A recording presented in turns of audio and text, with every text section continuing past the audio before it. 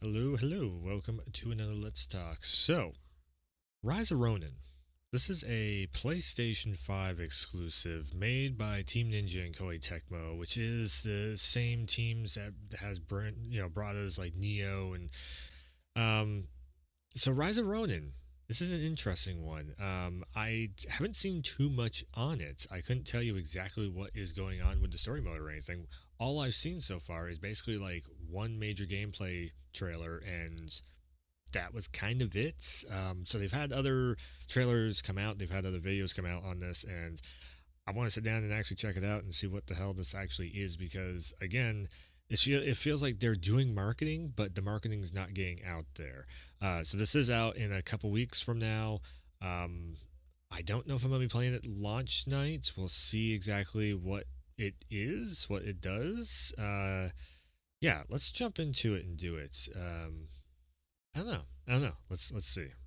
Let's see what we got going on here, real quick. Let me just do that. There we go. M for mature.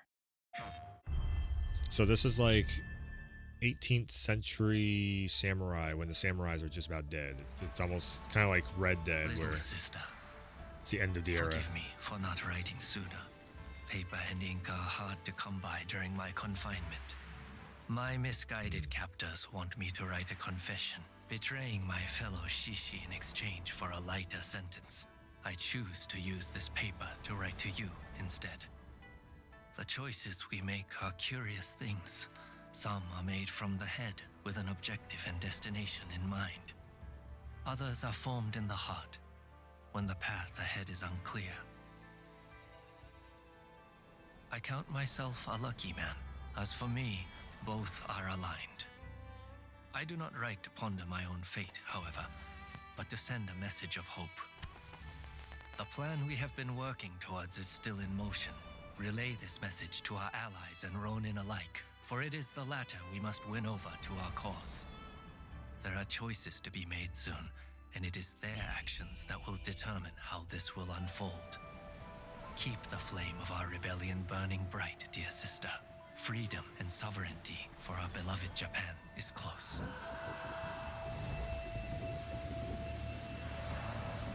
Okay, so that was a lot of information right there. I mean, so the whole cause of the storyline is he is incarcerated and trying to kind of get his word out. He doesn't want to sell out. One thing about the visuals I'm noticing right off the top is this actually looks a lot like a last gen title, in all honesty, and that's partly to do with the game engine. Koei Tecmo's game engine is getting it's one of those companies. It's very similar to From Software also, where their game engine is getting a little bit old because it's been around for like two, almost three console generations now. I want to say two, pretty much. Um, so, and this is one of those things where the industry is so expensive that to upgrade a game engine to make it, even heavier hitting individuals and all that stuff, it costs a lot of money to just. I couldn't tell you, technically programming wise how it's all made and done and everything. What I do know is it costs a lot of money for them to upgrade game engines across console platforms. So the reason why something like an Elden Ring still looks like it's a PS4 game where it launched on PS5, if I remember right, I'm pretty sure that was the timing of it. Yeah, again from software. It's another big example. Armored Core. What was the other? What was the other one? Sorry, had to take a second to look up the game name. Couldn't think of it. So Wolong. That was the last one to come out of this game engine. Also, I do believe it's most likely the same game engine, same development team. And again, Wolong also looked kind of dated on the visuals. It was very fun. The gameplay is so they have the gameplay that they're working on. They're making upgrades to the gameplay and making that a lot of fun. But the visuals, they're starting to look a little dated.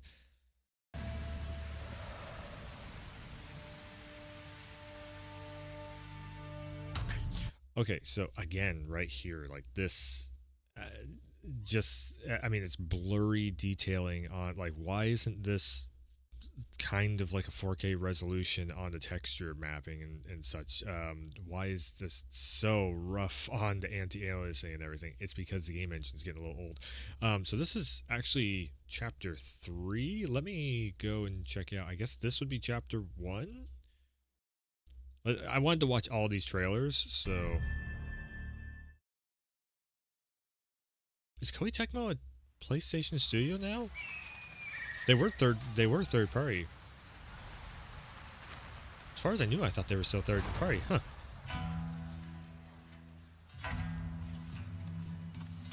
Okay, yeah, this is the one that we watched before. The 19th century era. Sorry.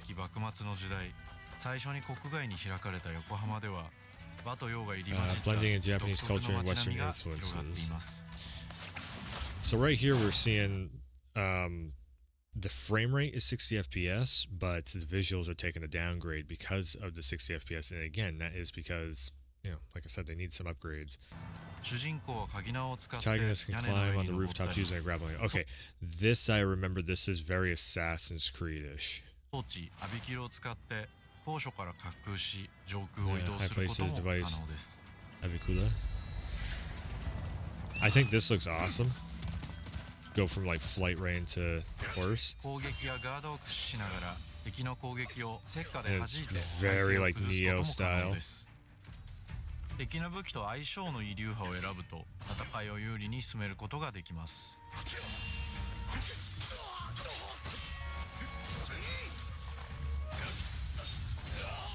So that whole thing right there, that was all Neo animations. Okay, I do remember this.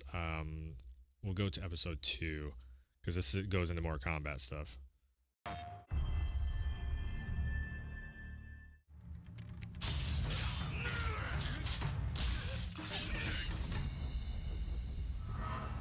Kind of a more modern Neo with guns.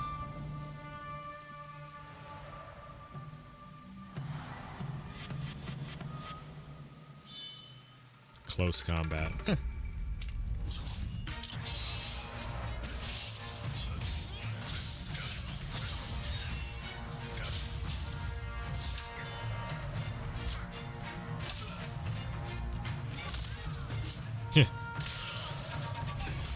Is it the red coats?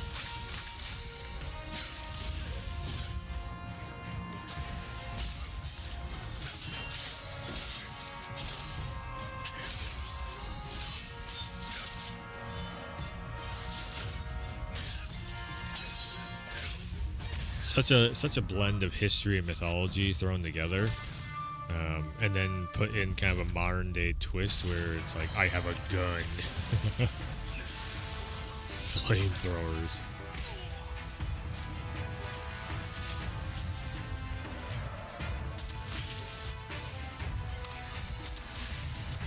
This is kind of like Koei Tecmo's version of Assassin's Creed Brotherhood, in a sense.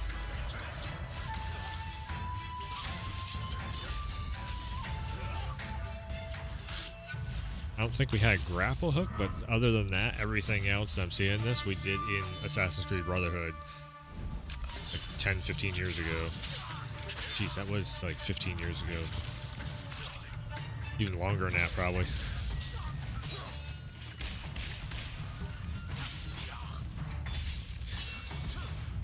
What I would say is it'd be very interesting if we could take the gun, break armor, and then have like a sword fight with certain enemies. I think that would be way cooler. I don't know.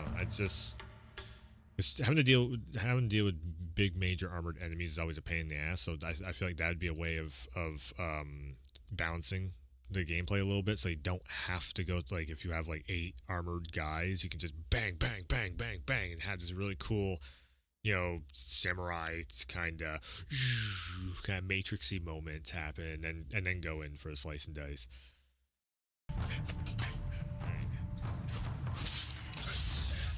時代劇特有のこう、浪人らしさみたいなものはすごくこう There are typical characteristics to a Rōnin that I want players to experience through the game.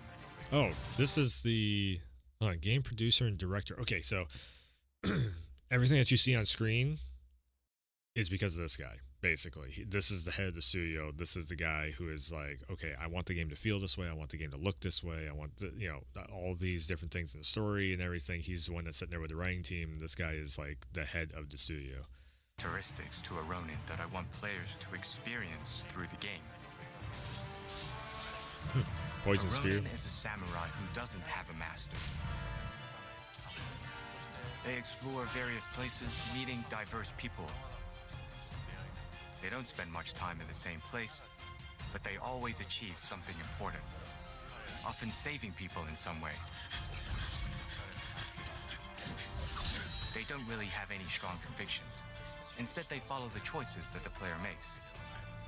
I believe that fits perfectly with the freedom we wanted to give to players during their experience, and to create an open world.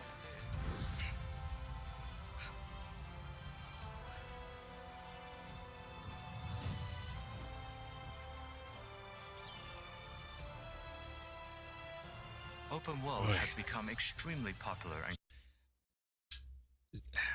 and I can't. I'm having a hard time getting past the visuals. In all honesty, the gameplay looks really fun, but man, this thing looks very dated. It just, I don't know. Maybe there's just going to be more on screen happening, and that's the reason why. Like, usually if a game looks this dated in this era of the consoles that we have, the computers, the hardware that we have, and everything, usually there's a good reason for it.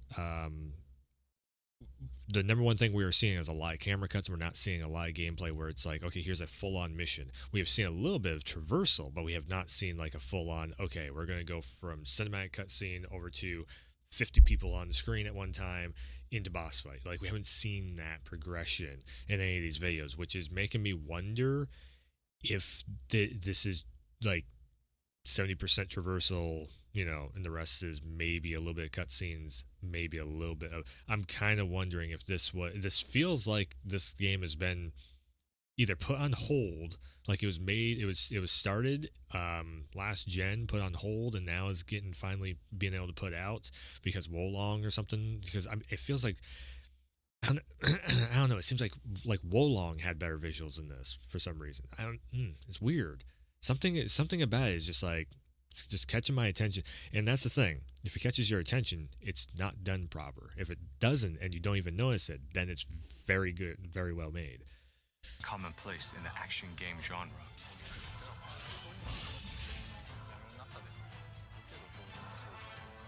I mean, look at this. This looks like it's on low settings on a PC or something. Very weird. And is he chasing somebody in a diaper? What the hell? What? We getting Yakuza with One it? of its charms is the feeling of exploration, as well as deciding the order to pursue tasks and being able to make your own choices. I do like that. Choose your own adventure stuff. I love that. This, like, the Assassin's Creed side of me, the Assassin's Creed fan of me is loving the seeing the traversal and a lot of the gameplay stuff. It's just like, I know the visuals that we can do and achieve nowadays, especially when we've seen like Ghost of Tsushima. The visuals on that is great. But yeah, is it the best ever? I don't think Ghost of Tsushima does the best ever either, but there's a reason why, because there's so much it has to render at one time. But this is like, boy, it's the other one too that we just seen, like Capcom with the RE engine and you know, the way that they can do like Dragon's Dogma 2, you just see this like you put this next to Dragon's Dogma 2 and you just see this. It's a giant visual leap. I don't know. I'd be very interested to see the technical side behind this, of why, the technical reasons why the visuals are so downgraded in this. Especially when this is a PlayStation Studios title on top of that too. But I mean, is it though? The Rōnin has a blade twin who grew up with him.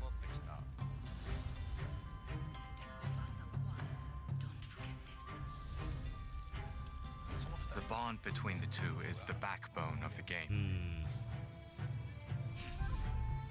Okay, that's cool that you have like this the sibling in there, but I would, it would be very, very cool, the husband wife Rōnin duo, and and we go on that. It's always, like Mass Effect did the same thing where it's like it's your sister sitting there. It's like, give us a reason that so we have to go, so your sister gets in trouble and we're gonna have to go. It's either that or she's gonna die halfway through. But that's also one of those things where it's like, if you have a significant other in the whether it's a wife or do we call it a significant other, or sister? I don't know. Family or a significant other, we'll say that. But yeah, like, normally that second character gets in trouble and then gets executed or something, and then it sets up this whole thing of, I need to go on a revenge tour. Is that what this is going to be? Let's see.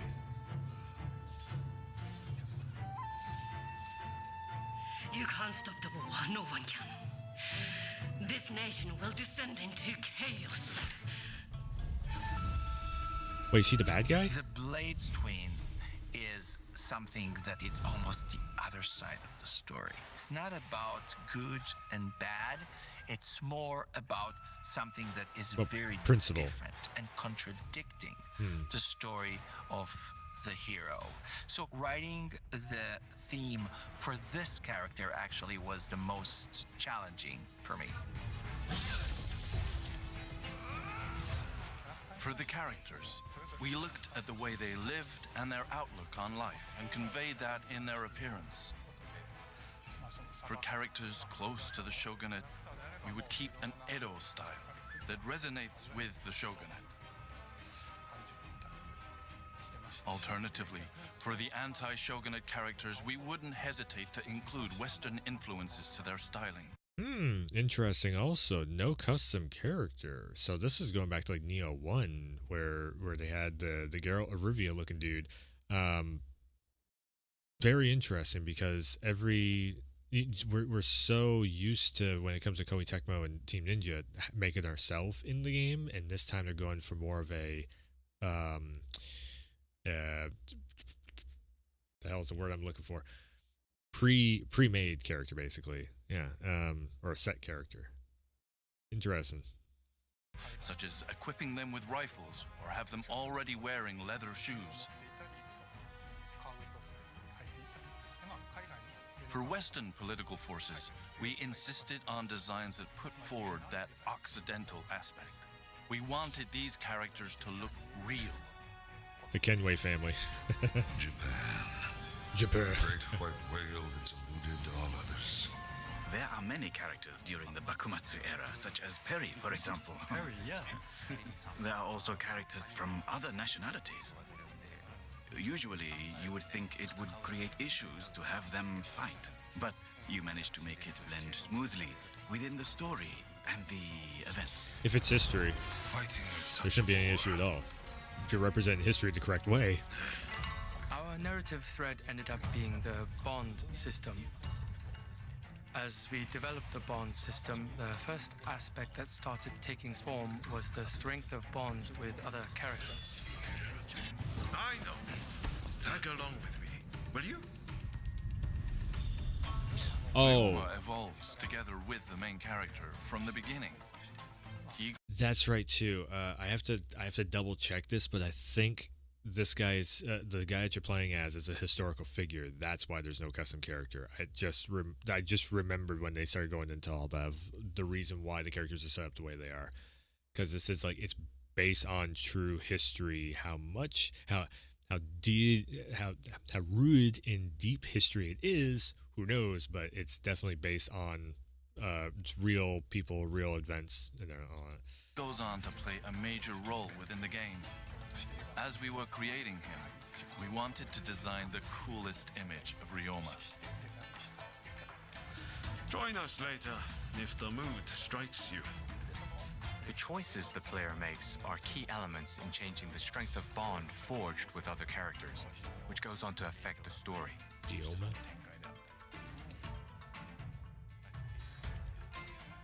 I'm going to need you on our side.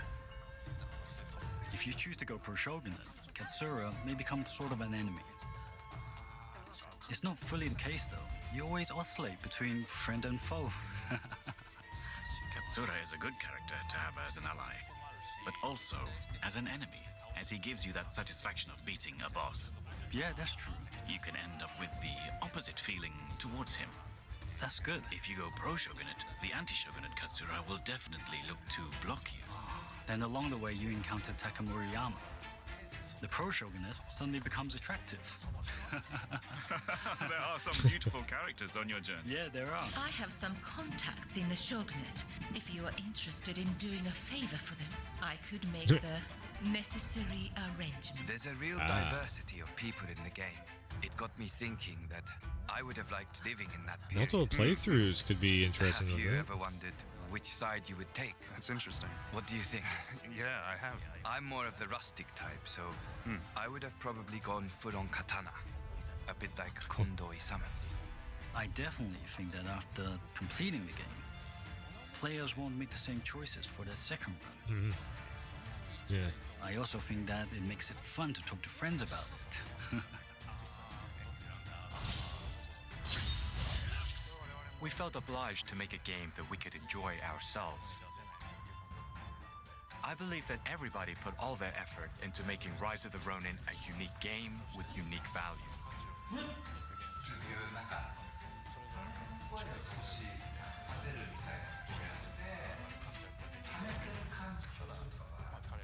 I truly believe that the team working so well together led to the high-quality game we have achieved with Rise of the Rōnin.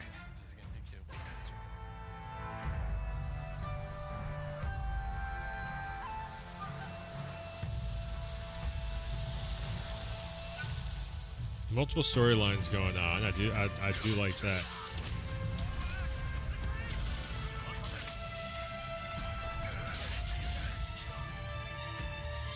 It must just be a. I guess that would be my biggest question: is a technical wall that they're hitting, or is it an artistic wall that they're hitting? Like that's just how they know how to do visuals. It might very well be that it's just a. It's a visual wall that they're hitting. If it's a technical wall, that's a lot more expensive problem to tackle. If it's an artistic wall, they can bring in a couple more artists that can actually update visuals and all that. The polish things. I think there we go. I think there's a level of polish that feels like it's missing off from this that is normally there now because we're almost 4 years deep into this console cycle. So there's a level of polish there that could definitely come up very. What am I trying to say? There's a level of polish and detail that is kind of still missing from this. And it's 2 weeks out, but this is what it's going to look like. So yeah, Rises 1 should be an interesting chapter to see. Yeah, I don't know. The gameplay and the story stuff looks really cool though. I'm still kind of split. What I really want to see is a demo of this. I just want to get hands on with it to see exactly what it is. I feel like that would make it hit or miss. Same way with Dragon's Dogma. I'm saying the same thing with that game too. Is like just give us some damn demos so we can get hands on to see exactly what this is. Usually this studio has demos. We haven't seen that so far. But anyways, that's going to wrap it up for this one. Yeah, just wanted to check it out to make a little bit of video and get word about that this is out in 2 weeks. So yeah, anyways, it's a PlayStation Studios title that doesn't, once again, maybe it's just the quality of PlayStation Studios titles, and that's really weird that it is PlayStation Studios logo on it because as far as I knew, this was a third-party company. Interesting. Anyways, that's going to do it for this one. Thanks for tuning in. Thanks for stopping by, and as always, I will see you next time.